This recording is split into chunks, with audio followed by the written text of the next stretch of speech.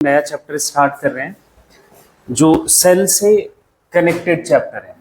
Cell आपने पढ़ लिया, लास्ट टॉपिक सेल में हम न्यूक्लियस और क्रोमोसोम डिस्कस करते हैं और इस चैप्टर में क्रोमोसोम का बहुत अच्छा नॉलेज है, होना चाहिए। अगर क्रोमोसोम का स्ट्रक्चर बढ़िया से आपका क्लियर है तो सेल डिवीज़न कोई बहुत बड़ा बात नहीं है, बहुत बहुत ईजी है। अगर सेल क्रोमोसोम के स्ट्रक्चर में प्रॉब्लम है तो आपको थोड़ा सा परेशानी उठाना पड़ेगा। इससे अच्छा है कि पहले आप क्रोमोसोम का स्ट्रक्चर फिर से एक बार जरूर देख लेना, ठीक है।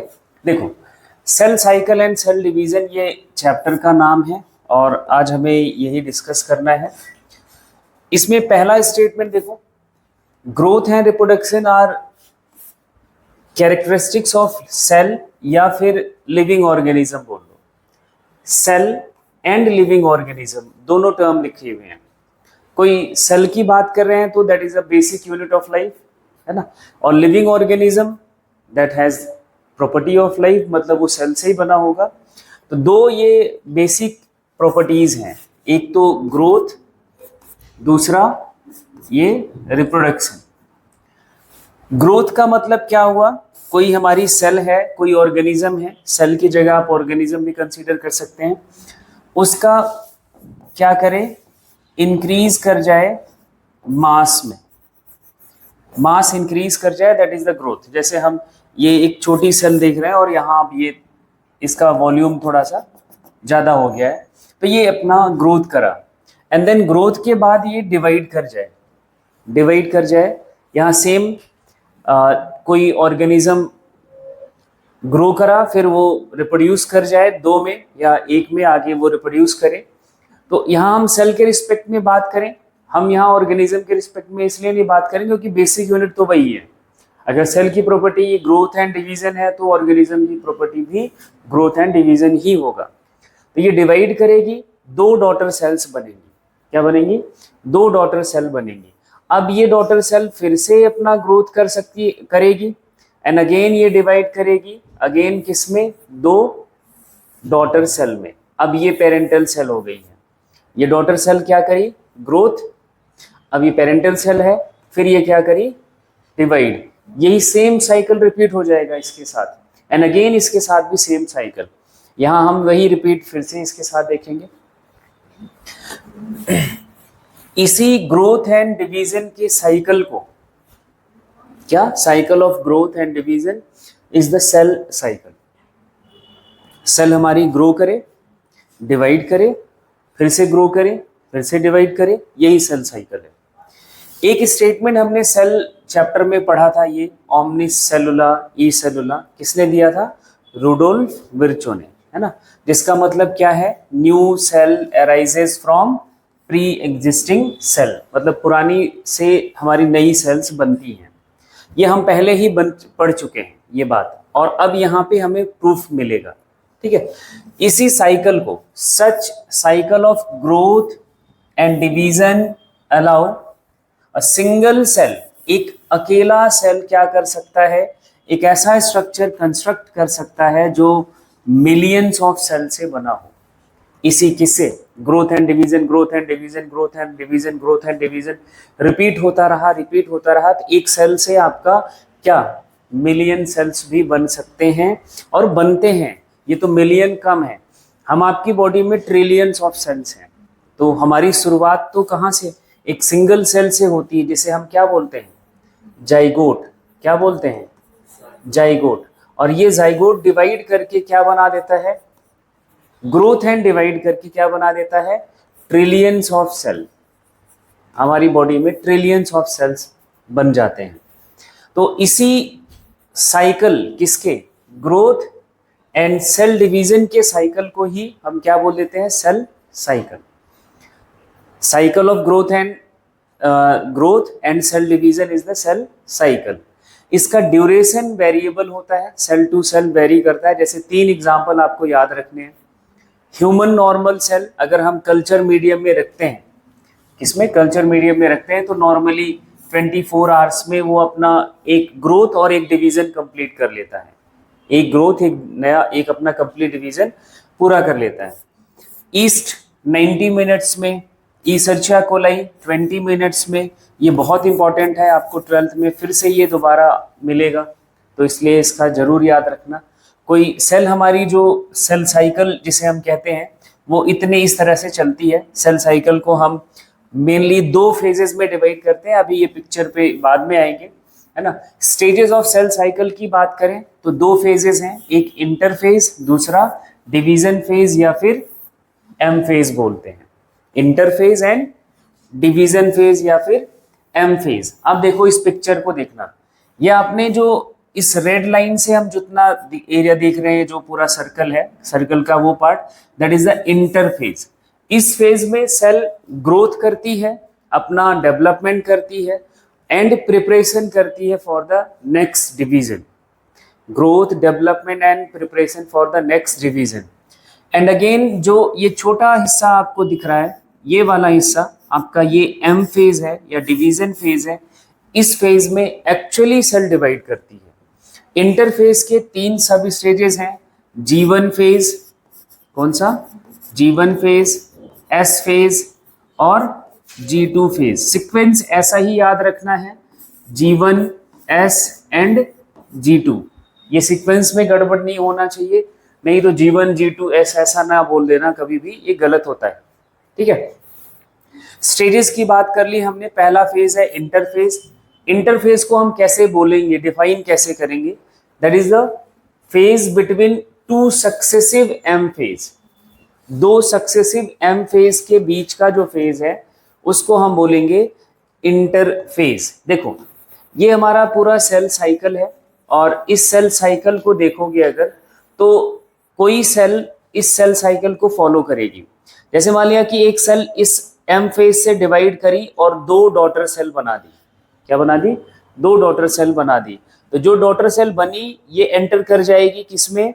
इंटरफेज में। इंटरफेज में एंटर कर गई, एंड ये इंटरफेज तब तक चलेगा जब तक ये अगेन ये डॉटर सेल एम फेज में एंटर नहीं कर जाती है, मतलब ये नेक्स्ट एम फेज शुरू नहीं हो जाता है ना।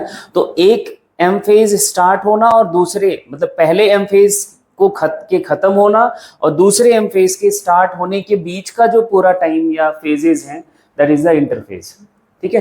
क्या ये एक एम फेज खत्म होने के बाद और नया दूसरा एम फेज स्टार्ट होने के पहले का जो टाइम या फेजेस हैं, दैट इज द इंटरफेज। ये आपने इंटरफेज को बोलना है, डिफाइन करना है, तो आप ये लिख सकते हो, phase between 2 successive M phase. अब इसमें सेल में क्या चेंजेस होते हैं? सेल ग्रो करती है एंड प्रिपेयर करती है फॉर द नेक्स्ट डिवीजन। ये इंपॉर्टेंट पॉइंट है, इसको ध्यान में रखना है। इंटरफेज में बस यही होता है, सेल का ग्रोथ होता है and preparation for the next division, that's it, है ना। एंड देखो है तो इंटरफेज, लेकिन ये सबसे एक्टिव फेज है, मोस्ट एक्टिव फेज है। एम फेज इतना एक्टिव नहीं होता जितना ये एक्टिव फेज होता है ना। लास्ट इसका जो टाइम पीरियड है, इंटरफेज का time period total sale cycle का 95% टाइम लेता है। कितना परसेंट? 95% टोटल ड्यूरेशन जो सेल साइकिल का है। अगर हम बात करें कोई सेल साइकिल का टाइम पीरियड 24 आवर्स है, तो लेस देन 1 आवर में ही ये अपना एम फेज कंप्लीट करता है। मतलब 23 आवर्स तो इसी में लग जाते हैं इंटरफेज में। अगर आप 5% निकालोगे तो लगभग 1 घंटे का टाइम पीरियड आता है जो एम फेज में लगता है। 23 आवर्स वो सिर्फ क्या चल रहा है? Growth and preparation. एंड ये पॉइंट बहुत इंपॉर्टेंट है, मेटाबॉलिक चेंजेस जो इंटरफेज के दौरान चल रहे होते हैं, दैट कैन नॉट बी या that is not visible under microscope. वो माइक्रोस्कोप के अंदर नहीं दिखता है, इसलिए कुछ साइंटिस्ट इसको क्या बोल देते हैं? Resting phase. क्या बोल देते हैं? Resting phase. ये आराम फरमा रहा है फेज, ऐसा नहीं है। जबकि ये मेटाबॉलिकली बहुत एक्टिव है, उनको नहीं दिख रहा है तो उन्होंने क्या नाम दे दिया? Resting phase. जबकि ऐसा बिल्कुल भी नहीं है, मेटाबॉलिकली मोस्ट एक्टिव फेज है, ठीक है। और ये 2 साइंटिस्ट हैं, हार्वर्ड एंड पेल, इन्होंने क्लासिफाई करा इंटरफेज को 3 फेजेस में, 3 सब स्टेजेस में एक्चुअली। जीवन फेज, जिसे हम और एक नाम से बोल सकते हैं प्री डीएनए सिंथेसिस फेज। अभी इसको हम समझ पाएंगे, जैसे थोड़ा सा और डिटेल पढ़ेंगे तो आपको ये टर्म समझ आएगा क्यों बोलते हैं प्री डीएनए सिंथेसिस फेज या first gap phase. First gap phase, S phase DNA synthesis phase इसको बोलेंगे। इसमें डीएनए का सिंथेसिस होता है, वो हम आगे देखेंगे इनके सब जब हम फेजेस को डिस्कस करेंगे। G2 फेज, इसको हम बोलते हैं पोस्ट डीएनए सिंथेसिस फेज या सेकेंड गैप फेज या फिर प्री माइटोसिस फेज। ये बहुत इंपॉर्टेंट टर्म है, अभी थोड़ा धीरे धीरे समझ आएगा, वेट एंड वॉच। अब एक एक फेजेस को हम समझते हैं, फिर आपको ये क्लियर होगा। जैसे सबसे पहला फेज है G1 फेज। G1 फेज को देखो क्या हम बोलेंगे, इंटरवल बिटवीन माइटोसिस, या इसकी जगह पे हम लिख सकते हैं M phase and initiation of DNA replication. Initiation of DNA replication, एक वर्ड आपके सामने है ये डीएनए रेप्लिकेशन। डीएनए रेप्लिकेशन का मतलब होता है टू क्रिएट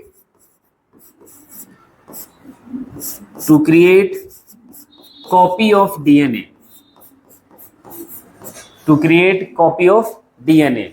जैसे आपके पास एक, मान लिया कि ये डबल स्ट्रैंडेड डीएनए है, क्या है ये, अभी मैं ये क्यों लिख रहा हूं इतना आइडिया आपको नहीं आएगा, बट आप इसको समझ इतना तो ध्यान रहेगा ही।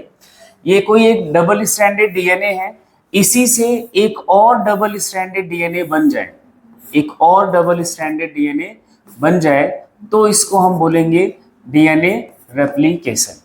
इसको हम क्या बोलते हैं, डीएनए रेप्लिकेशन। मतलब ऐसे समझ लो कि एक ये जो मार्कर है इसी का एक कॉपी और बन जाए।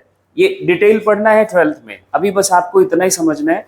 डीएनए रेप्लिकेशन का मतलब क्या होता है, to create copy of DNA, है ना। जैसे आपको ट्रांसक्रिप्शन का मतलब बताया गया, समझ आ रहा क्या है ट्रांसक्रिप्शन का मतलब, डीएनए से एमआरएनए का formation, that is a transcription. MRNA से प्रोटीन का फॉर्मेशन, ट्रांसलेशन। ऐसे ही डीएनए से डीएनए की कॉपी जो बनती है उसको हम बोलते हैं डीएनए रेप्लिकेशन। ये सारे टॉपिक्स 12th में पढ़ते हैं, यहाँ हमें सिर्फ अभी टर्म्स का जिक्र होता है, इसलिए हमें इन सबको समझना है। डीएनए रेप्लिकेशन का मतलब क्या होगा, to create copy of DNA. अब ये जो डीएनए रेप्लिकेशन होता है, ये डीएनए रेप्लिकेशन सेल साइकिल के एस फेज में होता है। कहाँ होता है, एस फेज। किस फेज में, एस फेज में। अब जरा यहां देखना, सेल साइकिल को एक बार देखना दोबारा से। सेल साइकिल का मैंने बोला एस फेज, यहां एस का मतलब ही है सिंथेसिस फेज। क्या, सिंथेसिस फेज। इस एस फेज में डीएनए की कॉपी होती है। क्या होती है, डीएनए की कॉपी क्रिएट की जाती है, डीएनए रेप्लिकेशन होता है। क्या होता है, डीएनए रेप्लिकेशन होता है। किस फेज में, एस फेज में। बोलो, एस फेज में क्या होता है, डीएनए रेप्लिकेशन। अब मैंने G1 फेज को क्या बोला, M फेज और S फेज के बीच का जो टाइम पीरियड है, इंटरवल है, that is a G1 phase. क्या, माइटोसिस और एस, इस डीएनए रेप्लिकेशन के बीच का जो फेज है, जो टाइम इंटरवल है, वो क्या कहा जाएगा, G1 फेज। यही नीचे आपने लिखा था। G1 क्या है, G1 है आपका interval between M phase and S phase, जो आपका टाइम इंटरवल है बिटवीन माइटोसिस या M phase and initiation of DNA replication. Replication S phase के इनिशिएशन, शुरुआत से पहले वाला टाइम पीरियड, और M फेज के खत्म होने वाले के टाइम पीरियड के बीच का जो इंटरवल है उसको हम बोलते हैं G1 फेज। इसमें क्या होगा, देखो नीचे लिखा हुआ है, सेल मेटाबॉलिकली एक्टिव होती है G1 फेज में एंड कॉन्टिन्यूअसली ग्रो करती है। धीरे धीरे धीरे धीरे मटेरियल सिंथेसिस होता है। देखो, ग्रोथ के लिए क्या चाहिए होगा, एडिशन ऑफ मटेरियल। क्या चाहिए होगा, एडिशन ऑफ मटेरियल, तभी ग्रोथ होता है। और सेल का ग्रोथ की बात कर रहे हैं तो मतलब क्या, प्रोटीन सिंथेसिस बहुत तेज चलती है, जो सेल को कंस्ट्रक्ट करता है, सेल का ग्रोथ कराता है, मटेरियल ऐड करता है ना। During G1 phase, G1 most of the cell organelles increases, जीवन में अभी देखो मैं एक टर्म बोल रहा हूं, एक स्टेटमेंट बोल रहा हूं, जो हमारी सेल डिवाइड कर रही होती है एम फेज में, उनके ज्यादातर सेल ऑर्गेनेल डिसअपियर कर जाते हैं, डिसइंटीग्रेट कर जाते हैं। तो वो सारे सेल ऑर्गेनेल एम फेज के खत्म होते ही कौन सा फेज शुरू होता है? जीवन फेज शुरू होता है। तो वो सारे सेल ऑर्गेनेल बनते हैं और अपना नंबर बढ़ाते हैं सेल के अंदर। क्या बोला मैंने? वो सेल ऑर्गेनेल्स जो डिसअपियर हुए हैं वो बनेंगे and they increase their number. बात समझ आई? Reappearance of cell organelle and formation of या increase in number of cell organelle, ये जीवन फेज में चलता है। और इसलिए ये फेज में जो सेल होता है वो बहुत ज्यादा मेटाबॉलिकली एक्टिव होता है ना। And increase in cell and cell rapidly synthesizes different types of protein and RNA. Different types of protein and RNA बहुत तेजी से इस फेज में बन रहा होता है, क्योंकि रॉ मटेरियल चाहिए। मान लो कि माइटोकॉन्ड्रिया को डिवाइड करना है, तो माइटोकॉन्ड्रिया का पूरा कंपोनेंट बनाने के लिए प्रोटीन, आरएनए, जो भी कंपोनेंट चाहिए वो सब कुछ बनाना होगा। ये और इस फेज में चलता है। यहाँ पे new material added due to protein synthesis and that is the growth of cell.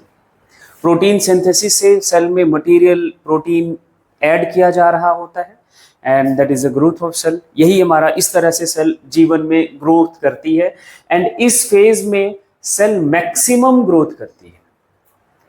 इतना ग्रोथ और किसी फेज में नहीं होगा, किसी और इस सब स्टेज में नहीं होगा जितना जीवन स्टेज में होता है। That's it. ये जीवन की कहानी होती है इतनी सी। मतलब हम जीवन को ऐसे बोलते हैं that is a phase of growth development, growth and development, यही चल रहा होता है। कोई भी सेल एम फेज को क्रॉस करते ही कहाँ जाएगी? जीवन फेज में। एम फेज मतलब डिवीजन उसका कंप्लीट हुआ, कौन सा फेज शुरू? G one start. And then second phase S phase, that is the most important phase.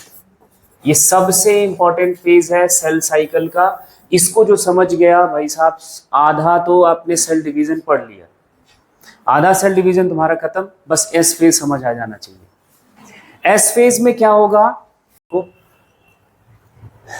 हाँ जी बेटे देखो, एस फेज में क्या होगा? डीएनए रेप्लिकेशन, ये हमने बात करी है। डीएनए रेप्लिकेशन का मतलब कि डीएनए की कॉपी बनाना। डीएनए हमारा डबल स्ट्रैंडेड है, इसकी एक और कॉपी तैयार करना, that is the DNA replication. To create copy of DNA, that is the DNA replication. ये एस फेज का मेन इवेंट है, रेप्लिकेशन ऑफ न्यूक्लियर डीएनए। ये ध्यान रखना है, न्यूक्लियर डीएनए, न्यूक्लियस का जो डीएनए है उसी का रेप्लिकेशन इसका मेन इवेंट है। Along with this histone protein का भी सिंथेसिस एस फेज में होता है। जो आगे देखो, हिस्टोन कहाँ जरूरत पड़ता है? जो हमारा क्रोमेटिन मटेरियल है, या हम बात करें डीएनए थ्रेड है, उसके कंडेंसेशन में ये हेल्प करता है। तो क्रोमोसोम जो हमारा है वो जीवन में एस में, G2 में कंडेंस नहीं होता है, कंडेंस होता है एम फेज में। कहाँ कंडेंस होता है? एम फेज में। तो एस के बाद G2 आने वाला है, G2 के बाद एम चलने वाला है। तो कंडेंसेशन के लिए ये जो उसका प्रोटीन है, हिस्टोन प्रोटीन, वो पहले बनाना पड़ेगा, और इसलिए इसको एस फेज में बनाया जाता है। जीवन में क्यों नहीं बनाया जाता है? जीवन में इसलिए नहीं बनाया जाता क्योंकि सेल का ग्रोथ एंड डेवलपमेंट चल रहा है। वो ग्रोथ एंड डेवलपमेंट प्रायोरिटी पे है। सिंथेसिस तो अभी बहुत बाद होने वाला है, इसलिए इसको हिस्टोन को जीवन में नहीं सिंथेसाइज करते हैं, नहीं बनाता है सेल, बाद में एस फेज में बनाता है। लेकिन जो सेल के पास साइटोप्लाज्मिक डीएनए है, साइटोप्लाज्मिक डीएनए मतलब अदर देन न्यूक्लियर डीएनए, जैसे आपका दो सेल ऑर्गेनेल है, माइटोकॉन्ड्रिया एक और दूसरा क्लोरोप्लास्ट, इनके पास अपना खुद का डीएनए होता है। इनका रेप्लिकेशन जरूरी नहीं कि एस फेज में होगा, ये किसी भी फेज में हो सकता है, ये ध्यान रखना है। अब एस फेज का जो पर्पस है वो समझना थोड़ा सा, ये पॉइंट इंपॉर्टेंट है। डीएनए रेप्लिकेशन के बाद, किसके? डीएनए रेप्लिकेशन के बाद क्रोमोसोम नंबर में कोई चेंज नहीं आता है, सिर्फ डीएनए कंटेंट डबल हो जाता है।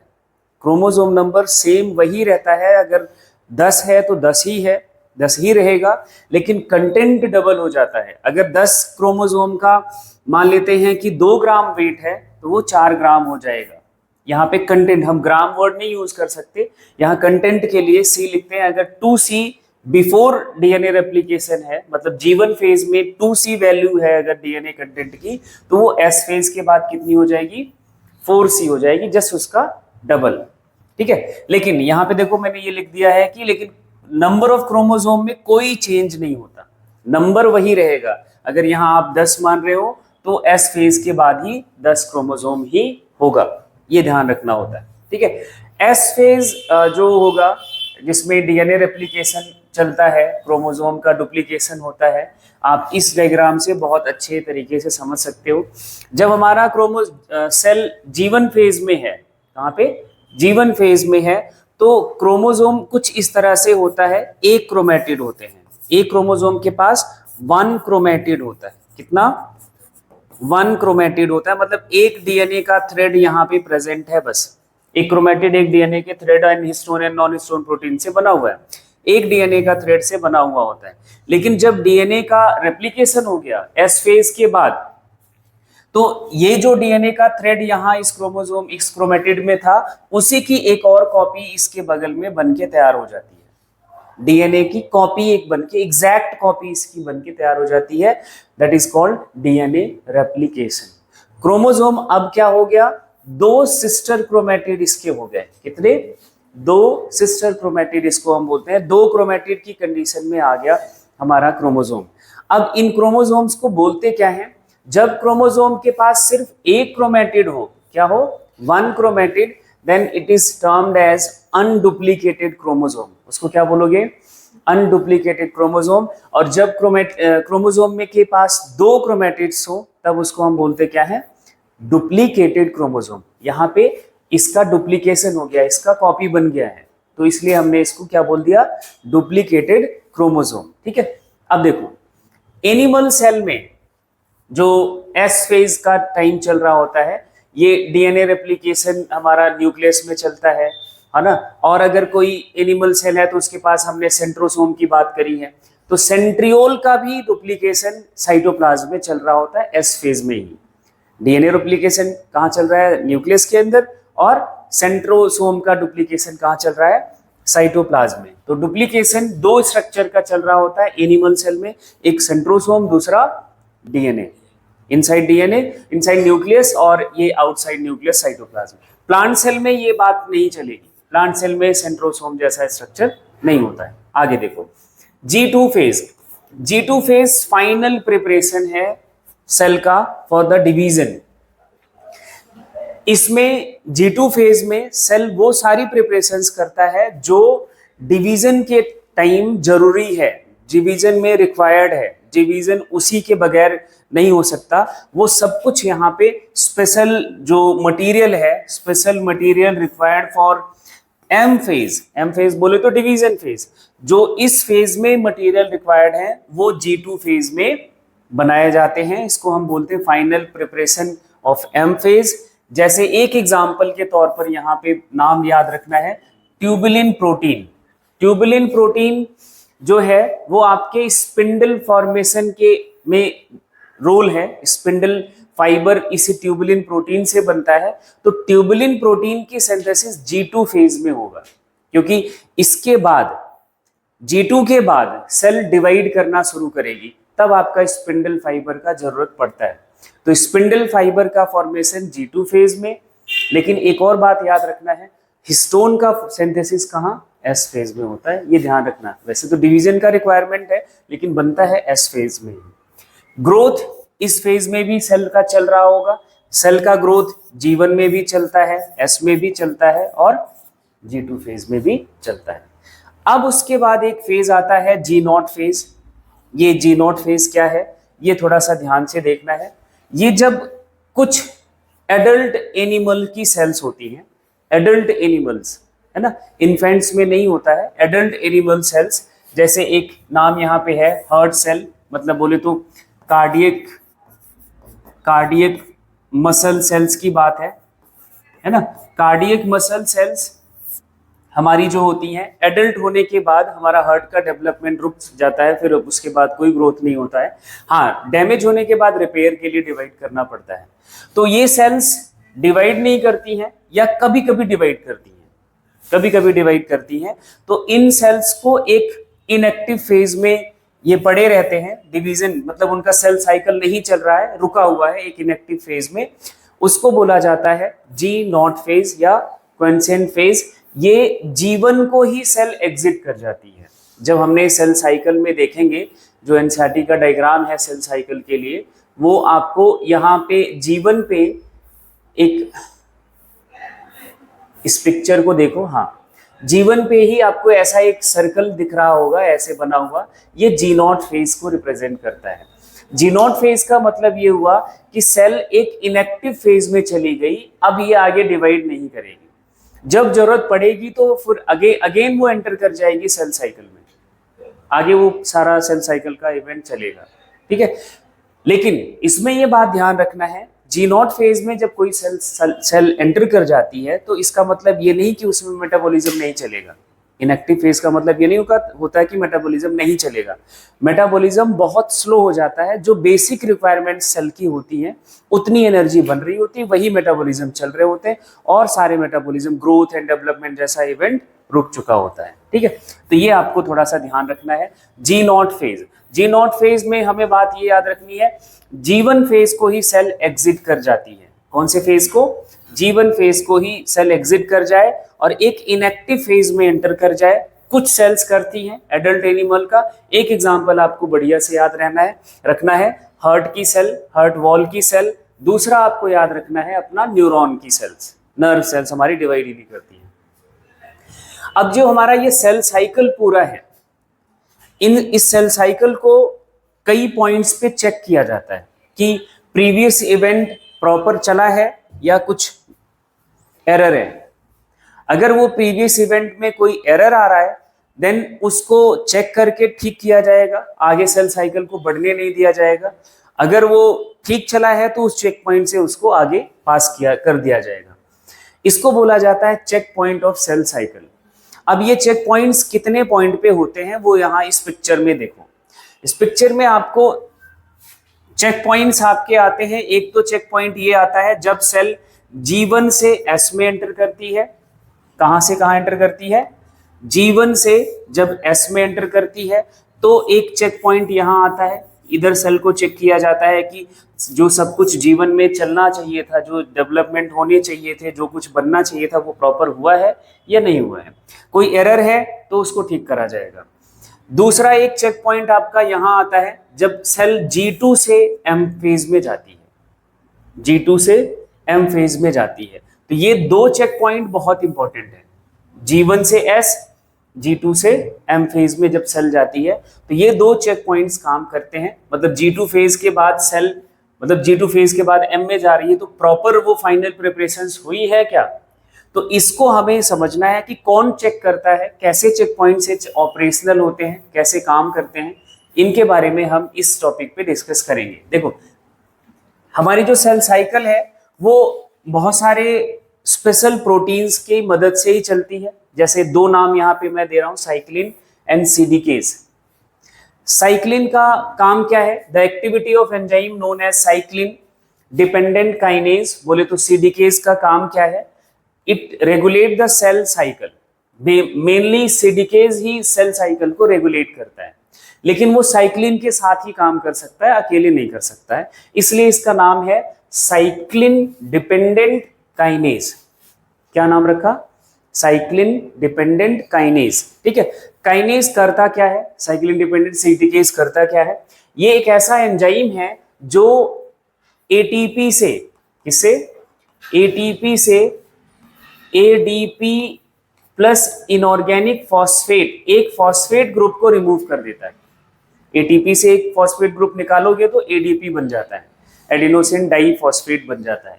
और ये फॉस्फेट ग्रुप यूज किया जाता है किसी दूसरे प्रोटीन को एक्टिवेट करने के लिए, दूसरे प्रोटीन को एक्टिवेट करने के लिए ये ऐड करता है इस फॉस्फेट को किसी दूसरे प्रोटीन से।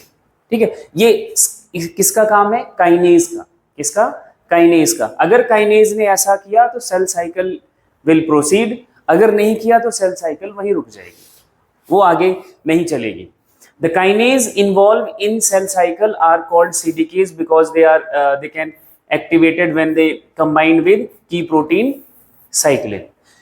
यहाँ पे जो सेल साइकिल में प्रोटीन CDKs इन्वॉल्व है, उसका जो की प्रोटीन है साइक्लिन, ये तभी काम कर सकता है जब ये साइक्लिन के साथ होगा। काइनेज अकेले काम नहीं कर सकता, काइनेज को क्या चाहिए होगा? साइक्लिन। कुछ चेक पॉइंट्स हैं जब सेल हमारी सेल साइकिल G1 से S में एंटर कर रही होती है या फिर इधर G2 से M में एंटर कर रही होती है, तो काइनेज एंजाइम क्या करता है? साइक्लिन से कंबाइन करता है, साइक्लिन से जुड़ेगा and move the cell cycle forwardly. मतलब इन चेक पॉइंट्स पर आपका जो साइक्लिन है, साइक्लिन से काइनेज जुड़ेगा, काइनेज बाइंड करेगा एंड जब ये बाइंडिंग हो गई तो ये सेल साइकिल आगे चल जाएगी, मतलब G1 से S में आ जाएगी। अगर ये बाइंडिंग नहीं हुई तो सेल साइकिल यहीं पे रोक दी जाएगी। जो एरर होगा उसको ठीक करो। अगेन यहां पे भी सेम, साइक्लिन से जब काइनेज बाइंड करेगा देन ये सेल साइकिल हमारी G2 से M में एंटर करेगी, नहीं तो नहीं करेगी। ठीक है, तो ये आपको साइक्लिन और CDKs का रोल समझ के रखना है, इतनी बात ही समझनी है, बहुत ज्यादा नहीं समझना है। उसके बाद आपका जो नेक्स्ट फेज है वो हम बात करेंगे अभी, नेक्स्ट उस पे डिवीजन फेज की बात करेंगे। और यहाँ पे इस पिक्चर में कुछ और बातें आपको देखो लिखी हुई है। G2 से M फेज में कौन कौन से फैक्टर इन्फ्लुएंस करते हैं, मतलब कब कब सेल को रोका जाता है कि ये G2 से M में नहीं जाएगी।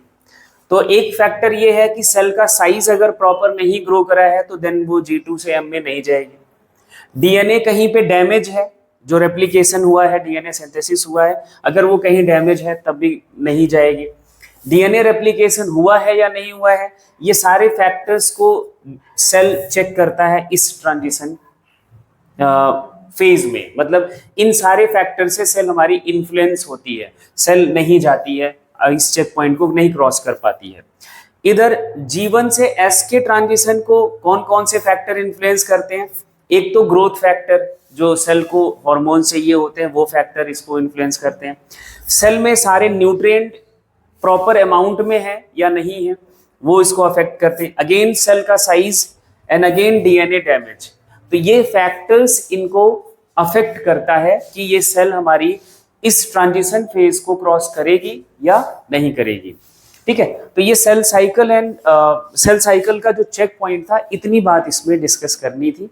कौन कौन से फैक्टर्स हैं जो काम करते हैं और किस तरह से हमारा ये सेल साइकिल पूरा चलता है। अब नेक्स्ट जो फेज है हमारा, वो सबसे इंपॉर्टेंट फेज, मेन जो फेज है M फेज, या जिसे हम बोलते हैं डिवीजन फेज। एक्चुअली सेल इसी फेज में डिवाइड करेगी, इस फेज का हम डिस्कशन करेंगे। इसको यहीं